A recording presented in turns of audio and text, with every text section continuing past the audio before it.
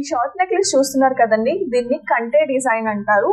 ఈ డిజైన్ కూడా మనకి చాలా డిఫరెంట్ గా ఉంది, చూస్తున్నారు కదా. ఇక్కడ నెక్ పార్ట్ దగ్గర మనం చూసుకున్నట్టయితే చాలా ప్లెయిన్ గా వచ్చిందండి డిజైన్. దాని కిందని సేమ్ పర్ల్ ని అటాచ్ చేశారు.